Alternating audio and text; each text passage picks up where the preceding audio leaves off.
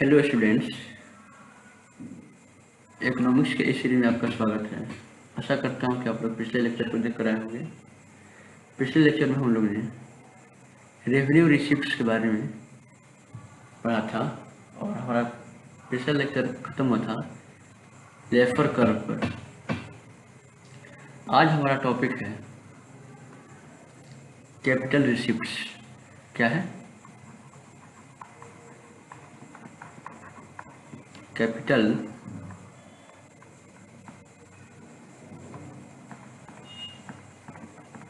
Receipts?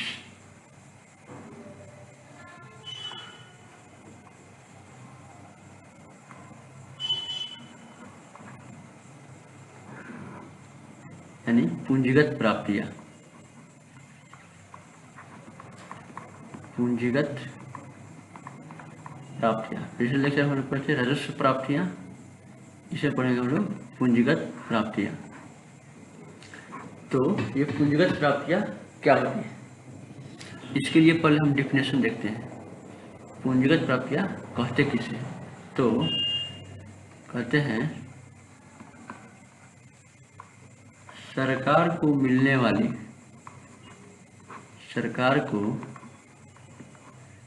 वाली वह आय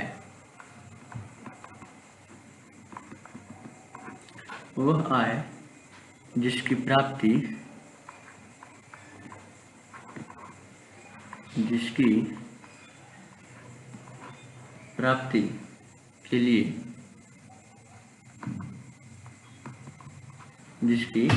के लिए या तो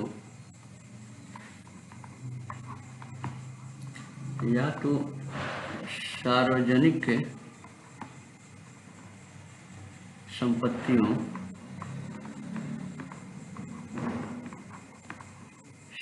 संपत्तियों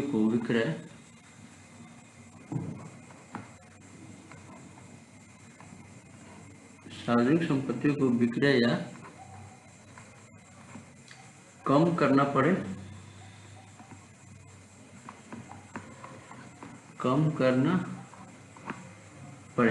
या सार्वजनिक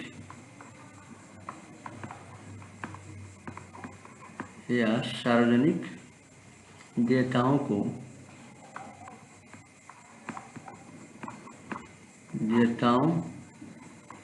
बढ़ाना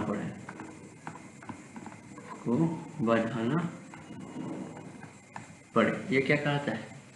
यह पूंजीगत प्राप्ति कहता है। सरकार को मिलने वाली वह आय जिसकी प्राप्ति के लिए या तो सार्वजनिक संपत्तियों को कम करना पड़े या सार्वजनिक देयताओं को बढ़ाना पड़े। इसका मतलब क्या हुआ? सार्वजनिक संपत्ति यानी पब्लिक एसेट्स को कम करना पड़े या पब्लिक लायबिलिटीज देयताओं मतलब लायबिलिटीज को क्या करना पड़े? बढ़ाना पड़े। तो एग्जाम्पल के रूप में पहला देखते हैं। पहला क्या करेगी? डिसइन्वेस्टमेंट। क्या करेगी? डिसइन्वेस्टमेंट,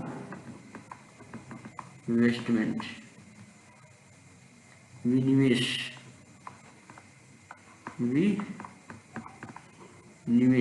सरकार क्या करेगी? विनिवेश करेगी और उसे पूंजी प्राप्त करेगी। इसका मतलब क्या होता है?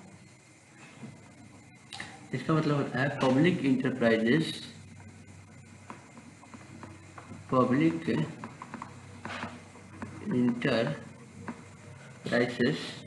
की इक्विटी को सेल करना,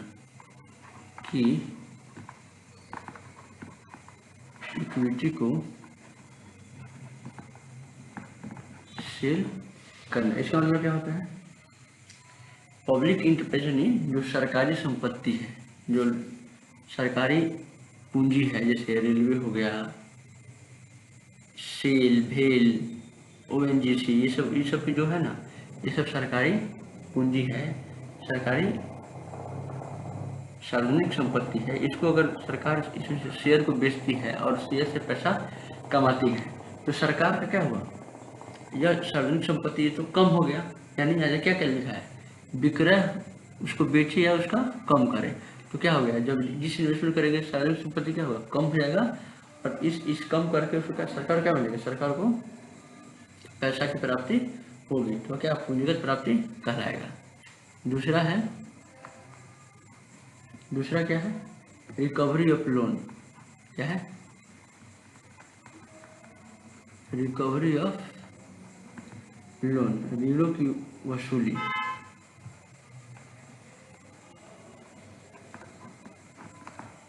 ऋणों की वसूली क्या करना रिकवरी ऑफ लोन। इससे क्या होगा, इससे भी सार्वजनिक संपत्ति कम होगा। कैसे, क्योंकि हम जब किसी को लोन देते हैं तो क्या है हमारे लिए एक पूंजी की तरह काम करता है। मानिए आप किसी को लोन देते हैं, किसी को कर्ज देते हैं तो उससे क्या होता है, जब कर्ज देते हैं तो उससे ब्याज मिलता है। तो जो आपने कर्ज दिया वो आपके लिए पूंजी है और उससे आपको ब्याज मिल रहा है, नहीं कुछ न कुछ इनकम हो रहा है। और लेकिन जब वो हमें पूरा जो लोन जो दिए है उसको लौटा देगा तो क्या हो जाएगा, हमारी संपत्ति कम हो जाएगी। क्या हो जाएगी, संपत्ति कम हो जाएगी। इसलिए जो रिकवरी ऑफ लोन, जो ऋण हम दूसरे को देते हैं उसको भी पुनः प्राप्त कर लेंगे तो क्या हो जाएगा, वह सार्वजनिक संपत्ति कम होगा। आगे तीसरा क्या होगा, मार्केट बोरोइंग्स।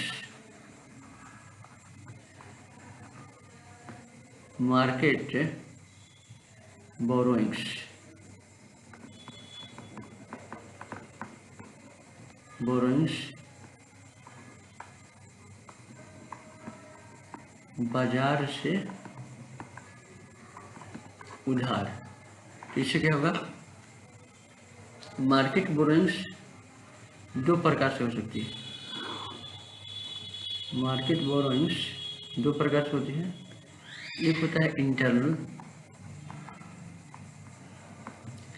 आंतरिक, दूसरा होता है एक्सटर्नल बाह्य। होता है बाह्य। आंतरिक कौन होता है, आरबीआई लेती है, और बाह्य क्या कौन होता है,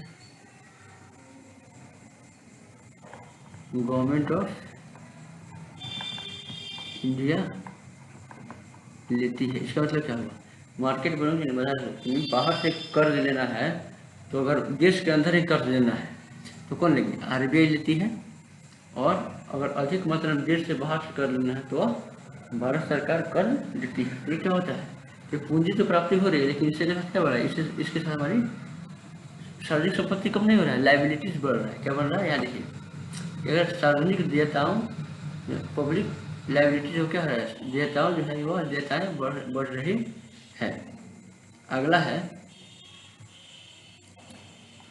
4 नंबर क्या है, अदर लाइबिलिटीज। क्या है,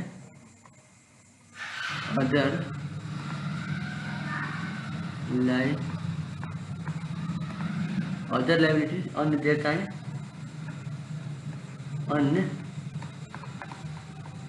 देयताएं, इसमें क्या आएंगी, इसमें आएगा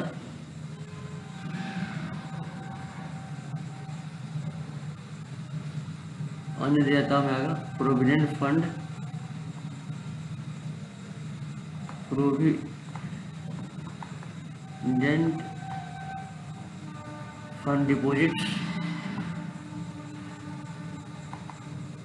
डिपॉजिट्स भविष्य निधि जमाएं, भविष्य निधि जमाएं। दूसरा आएगा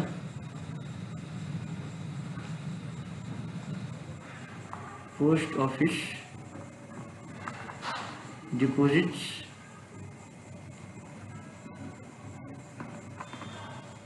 डाकघर जमाएं,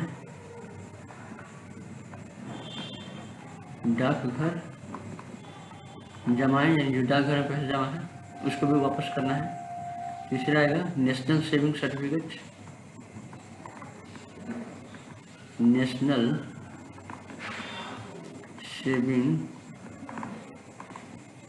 सर्टिफिकेट, राष्ट्रीय बचत पत्र,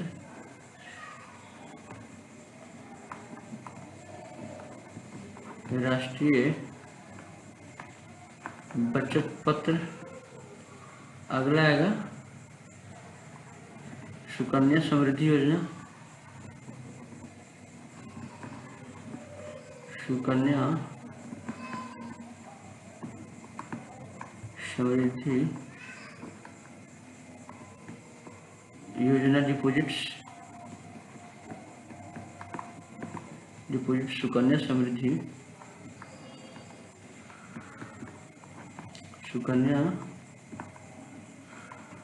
समृद्धि योजना जमाएं। अगला किसान विकास पत्र। किसान विकास पत्र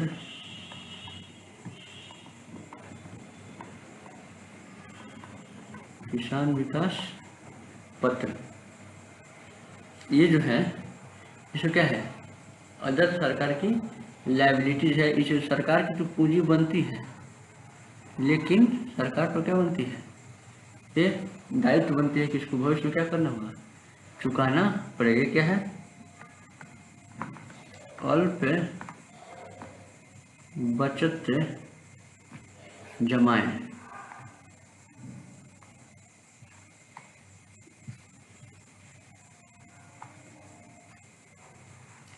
अल्प बचत जमाया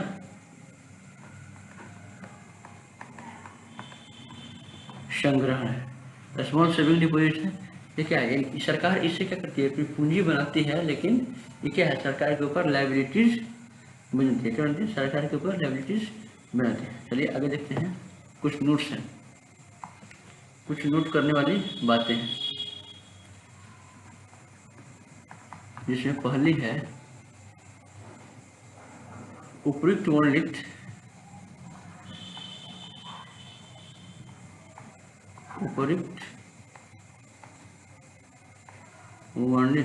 पूंजीगत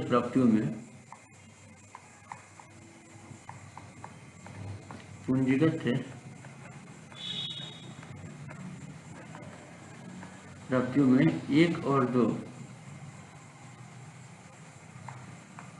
1 and 2 को NDCR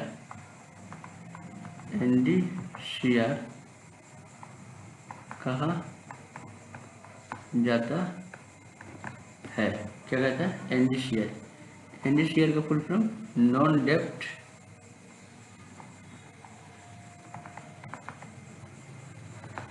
डेट कैपिटल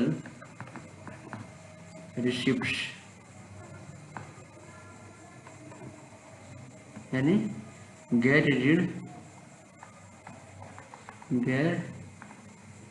ऋण पूंजीगत प्राप्ति, गैर ऋण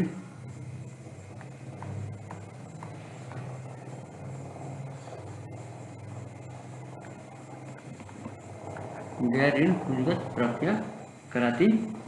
1 and 2 में क्या था, यहाँ देखिए 1 and 2 डिसइन्वेस्टमेंट, यहाँ डिसइन्वेस्टमेंट और रिकवरी ऑफ लोन, यानी डिसइन्वेस्टमेंट करेगी सरकार तो लायबिलिटी नहीं बढ़ेगा, और अपना जो लोन दी है उसको वापस देगी तो उससे सरकार को लायबिलिटी नहीं बढ़ेगा। तो इसे NDCR में शामिल करते हैं। ये जो 1 and 2 है इसे क्या करते हैं, इसे ही NDCR कहते हैं, नॉन डेट कैपिटल रिसिप्ट्स कहते हैं। दूसरा क्या है नोट्स, दूसरा क्या है, दूसरा में आंतरिक उधारियों के लिए आंतरिक उधारियों के लिए RBI द्वारा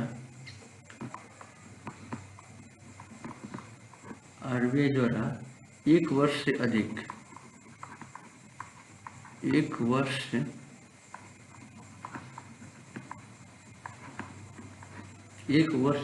अवधि वाले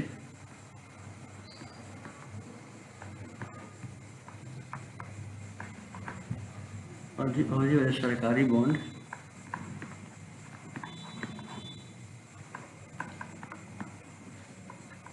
सरकारी बॉन्ड जारी किए जाते हैं, जारी किए जाते हैं, इन्हें दिनांकित सरकारी प्रतिभूति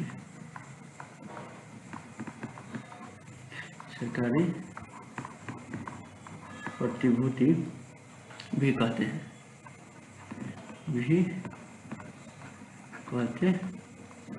क्या कहते हैं, दिनांकित, यानी आरबीआई जो आंतरिक उधार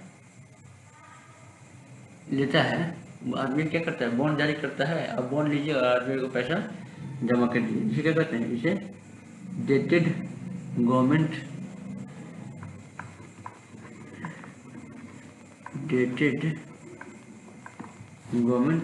सिक्योरिटीज,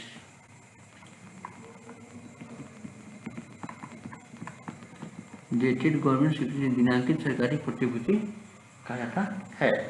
तो यहाँ हमारा क्या समाप्त होता है, गवर्नमेंट रिसिप्ट, क्या होता है, गवर्नमेंट रिसिप्ट समाप्त होता है। इसमें हमने कैपिटल रिसिप्ट और रेवेन्यू रिसिप्ट के बारे में पढ़ा, ठीक है।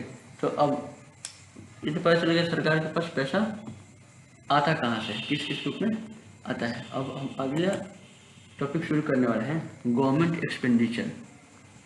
क्या करने वाले हैं, गवर्नमेंट एक्सपेंडिचर, यानी सरकारी खर्च। प्राप्तियां तो पढ़ लिया, अब सरकारी खर्च पढ़ने वाले हैं। तो सरकारी खर्च भी दो प्रकार का होता है, कौन कौन, रेवेन्यू एक्सपेंडिचर, राजस्व खर्च,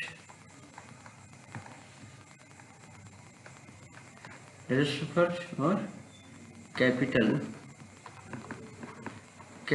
एक्सपेंडिचर, पूंजीगत खर्च,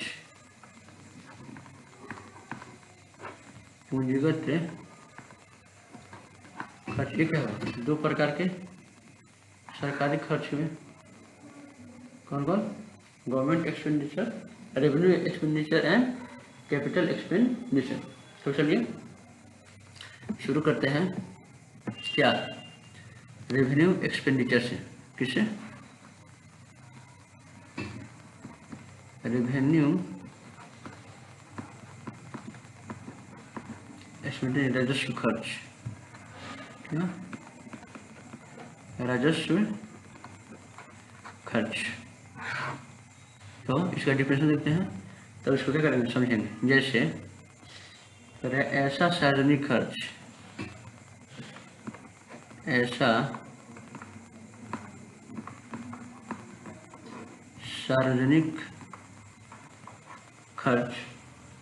जो न तो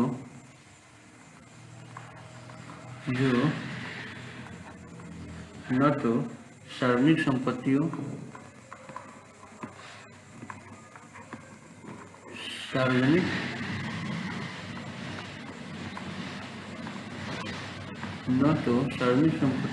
का निर्माण करता है,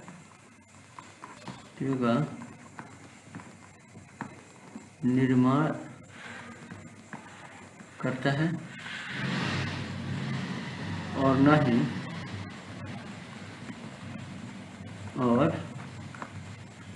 ही सार्वजनिक देयताओं को कम करता है,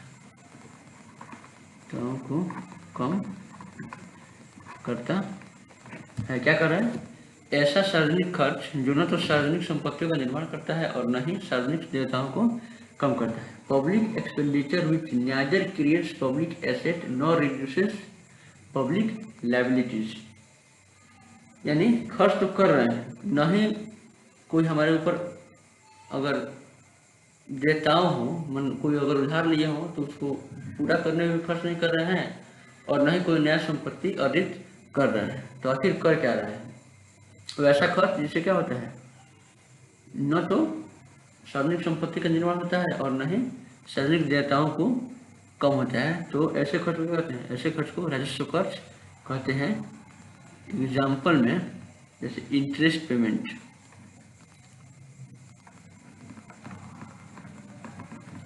इंटरेस्ट पेमेंट ब्याज भुगतान,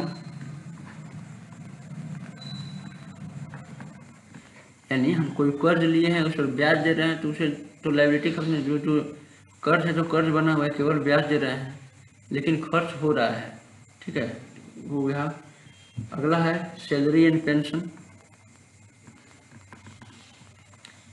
सैलरी एंड पेंशन वेतन और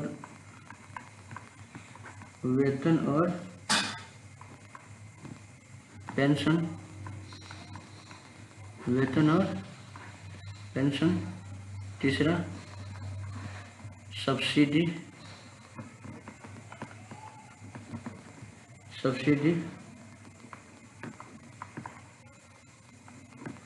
अनुदान। चौथा ग्रांट्स,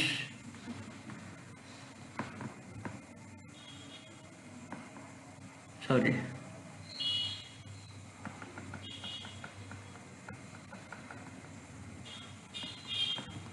ये जो सब्सिडी को सब्सिडी कहेंगे, सब्सिडी,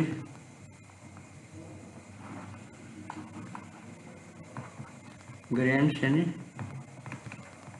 अनुदान। अगला डेब्ट रिलीफ टू फार्मर्स,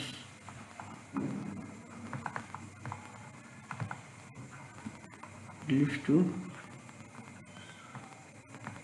फार्मर्स यानी किसानों की ऋण मुक्ति, किसानों की ऋण माफी। ये सब क्या है? ये सब जो है राजस्व खर्च, रेवेन्यू एक्सपेंडिचर में आते हैं इत्यादि। यानी इससे न तो सार्वजनिक संपत्ति का निर्माण हो रहा है और न ही सार्वजनिक देयताएं कम हो रही है। ये क्या होगा? राजस्व खर्च होता है। सैलरी दे रहे हैं, पेंशन दे रहे हैं, वही बात है, खर्च हो रहा है लेकिन कुछ हासिल नहीं हो रहा है। सब्सिडी दे रहे हैं, अनुदान दे रहे हैं, इससे कुछ हो नहीं रहा है। ये था हमारा क्या? Revenue expenditure. अगला है कैपिटल एक्सपेंडिचर। क्या है? कैपिटल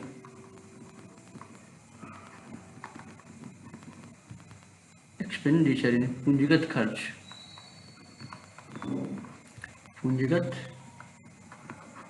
खर्च यानी सार्वजनिक खर्च जो या तो सार्वजनिक संपत्ति का निर्माण करता है या सार्वजनिक देयताओं को कम करता है, यानी पूंजी निर्माण में भागीदारी देता है। तो क्या कहते हैं? सार्वजनिक खर्च जो या तो सार्वजनिक संपत्तियों का निर्माण करता है, सार्वजनिक संपत्तियों का निर्माण करता है या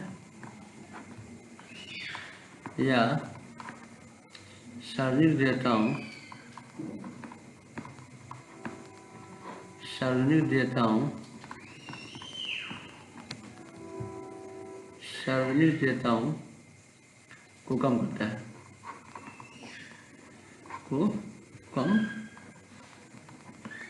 करता है, क्या करता है? पूंजीगत खर्च। सार्वजनिक खर्च जो या तो सार्वजनिक संपत्ति का निर्माण करता है या सार्वजनिक देयताओं को कम करता है, पूंजीगत खर्च कहलाता है।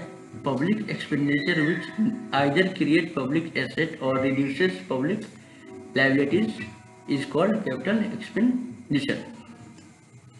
उदाहरण यानी सार्वजनिक संपत्ति का निर्माण, जैसे किसी एयरपोर्ट का निर्माण, जैसे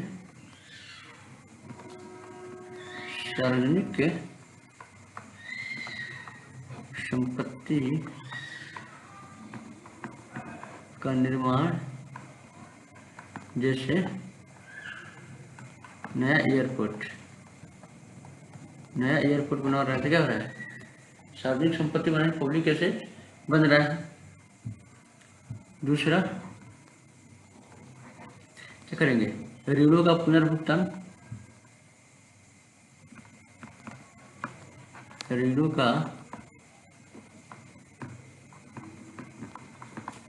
पुनर्भुगतान यानी रीपेमेंट ऑफ लोन्स, यानी क्या करेंगे, कहीं से लोन लिए हैं तो उसको पूरा कर देंगे, चुका देंगे तो क्या हो जाएगा, सार्वजनिक देयता लायबिलिटीज कम होगी, तो ये क्या होगा, पूंजीगत खर्च कहा जाएगा। तीसरा देखेंगे तो विदेशी सरकारों, राज्य सरकारों, लोक उपक्रम में आदि को ऋण देना, विदेशी सरकारों, राज्य सरकारों,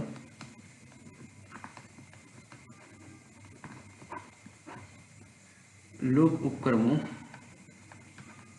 PSUs, लोक उपक्रमों आदि को ऋण देना, आदि को ऋण देना क्या कहलाता है, इतना जो खर्च कीजिएगा ये पूंजीगत खर्च में आएगा। इसे या तो पूंजी बन रही है या दायित्व कम हो रहा है। ये था हमारा कैपिटल एक्सपेंडिचर। इसे कैपिटल एक्सपेंडिचर को कभी कभी कैपेक्स भी कहते हैं। क्या कहते हैं, कैपेक्स कहते हैं। CAP से कैपिटल, IX से एक्सपेंडिचर कहलाता है। अगला है क्या है, कैपिटल एक्सपेंडिचर। ये हमारा क्या था, ये था हमारा आज का टॉपिक। हाँ, जिसमें हमने क्या पढ़ा, हमने पढ़ा government receives and government expenditure. आशा करता हूँ कि ये सब बातें आप लोगों को समझ में आई होंगी। अगर ये सब बातें आप लोगों को समझ में आ रही है तो आप लोग इस चैनल को सब्सक्राइब कर दें।